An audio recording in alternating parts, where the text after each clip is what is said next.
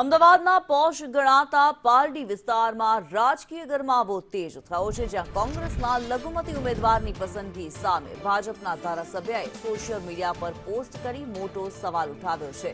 ધારાસભ્યએ પોતાની પોસ્ટમાં લખ્યું છે કે હવે અશાંત ધારાનો અમલ ડંકાની ચોટે કરવામાં આવશે, કારણ કે પાલડીમાં સૌથી વધુ સંખ્યા જૈન સમાજના મતદારોની છે। આ નિવેદન બાદ વિસ્તારમાં વસ્તીના સમીકરણો અને રહેણાંક મિલકતોના હસ્તાંતરણને લઈને જૂની ચર્ચાઓ ફરી જીવંત થઈ છે। ભાજપ આ મુદ્દે હિન્દુ બહુમતી ધરાવતા વિસ્તારોમાં પોતાની પકડ મજબૂત કરવાની વ્યૂહરચના અપનાવી રહ્યું હોય તેમ જણાય છે। બીજી તરફ કોંગ્રેસની આ ઉમેદવારીથી પાલડીમાં અશાંત ધારાના કાયદાકીય પાસાઓ અને રાજકીય સમીકરણોમાં મોટો ઉલટફેર થવાની શક્યતા સેવાઈ રહી છે।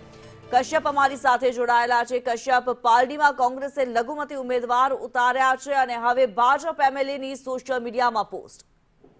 બિલકુલ, કોંગ્રેસે ગઈકાલે અમદાવાદ મહાનગરપાલિકામાં પાલડી વોર્ડ માટે થઈને જે યાદી જાહેર કરી છે તેમાં એક ઉમેદવાર છે ફાહેજા બાનુ ફારૂક શેખને ટિકિટ આપવામાં આવી છે, જેને લઈ અને પાલડી એટલે કે એલએસબી વિધાનસભા જે છે તેના ભાજપના ધારાસભ્ય અમિત શાહ જે છે તેના દ્વારા સોશિયલ મીડિયામાં પોસ્ટ કરવામાં આવી છે અને તેમાં લખવામાં આવ્યું છે કે અશાંત ધારાનો તો ડંકાની ચોટ ઉપર અમલ કરાવવામાં આવશે।